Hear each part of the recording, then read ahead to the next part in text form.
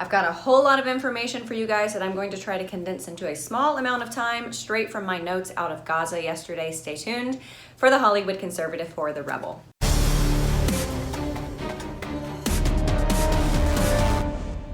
Hi guys, we are in Haifa. It has been a packed few days. We have seen so much.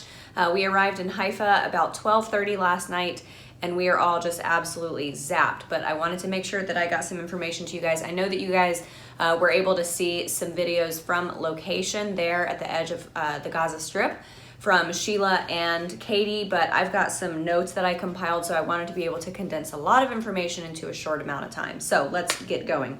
All right, so we drove into Sderot, S-D-E-R-O-T. So that is a town that is basically the closest town to the edge of Gaza. Of course, there are no Jews in Gaza. It is only Palestinians. And it is a 15-second zone, so you have 15 seconds to find cover. There were 23 fires the day that we were there. Now that is their new tactic. That is the new tactic of Hamas of sending kites and balloons over the border of the Gaza Strip into fields of this town and the surrounding towns, setting things on fire. So it's a really sad, it's sad symbolism that these two things, balloons and kites that children used to play with, are now a symbol of terror. Everything built in this town and the surrounding villages and cities, I call them cities, but I think here, in order to be a city, it has to be 20,000 people or more. So these towns, everything that is built has to have a shelter attached. And as we drove through the town, you could see a lot of apartments and houses that were built prior to that mandate, and there is a newer addition where there is a bomb shelter. It is the bomb shelter capital of the world, believe it or not. We visited a children's center. It was an indoor playground, completely enclosed. Children, that's where they play. They can't play in their front yards, but it is completely enclosed. It had a rock wall. By the way, the rock wall was only 6 feet tall. Why? Because if it was any taller, the children would need longer than 15 seconds to reach a shelter. So it's really, really sad.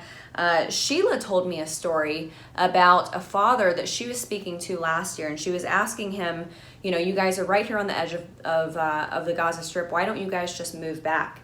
And he said, if we move back, they will move forward and they will eventually take all of Israel. So we are the front lines. We can't leave. We can't move.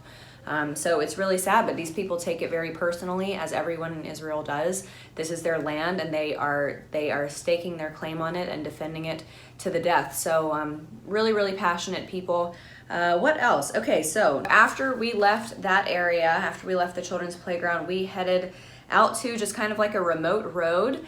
And we got to see the Iron Dome in person. As you all know, the Iron Dome is the missile defense system for Israel. It stops 95% of rockets that are sent over by Hamas towards the surrounding areas of the Gaza Strip. It's not anything that spectacular to look at, but it's pretty sexy considering that it stops 95% of rockets.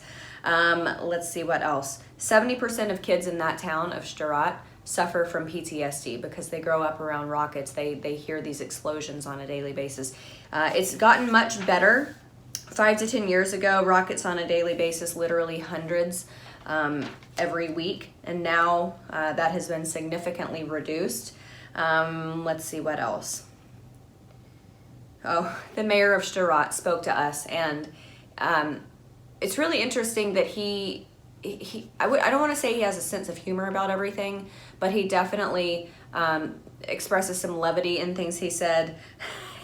He said he tells his kids and tourists, he said, don't touch the balloons. If someone tries to sell you a kite, run.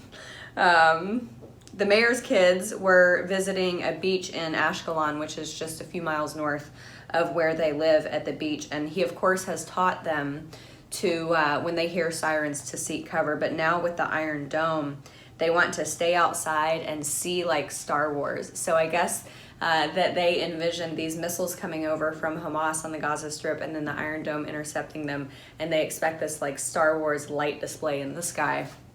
Okay, moving on, we went to the Israeli Air Force graduation. What a spectacular and special treat for us. I don't think any tour groups have ever gone. It's really just, dignitaries, honored invitees, family of military, things like that. But it is north of Gaza and, not north, east of Gaza. it was the Israeli Air Force graduation ceremony. They did an aerial display afterwards, just kind of like showing off a little bit, and it was spectacular. I love these types of things. So they showed off their a couple of their fleets of Apache, F-15s, F-16s, F-15I, F-16I. Fun fact, Israel is the #2 contractor of F-16s in the world, next to the United States. So that was really awesome. Let's see. So as you all know, Israeli military is mandatory. It's 3 years for boys, 2 years for girls.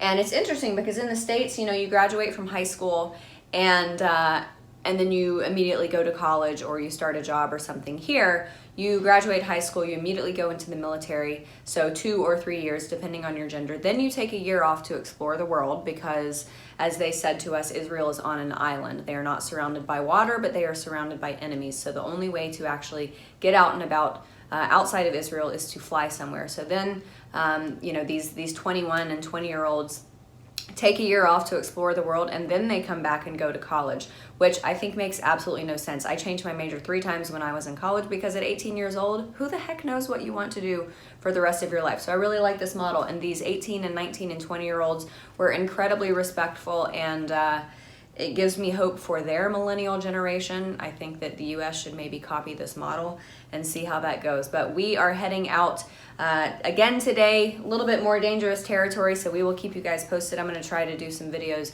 from locations, so everybody stay tuned. Stay tuned. I'm so tired, I can't even think. Thanks so much for watching, everybody. I'm Amanda Head, the Hollywood conservative for The Rebel. If you enjoyed my commentary and want to hear more from all of us here at The Rebel, subscribe to our premium content at www.therebel.media/shows. Make sure you're following us on Facebook and Twitter for all of our latest news, and download our new app for The Rebel Media on the App Store. That way you will have instant and easy access to all of our latest videos and your favorite Rebel shows. Thanks so much for watching. I'm Amanda Head for The Rebel.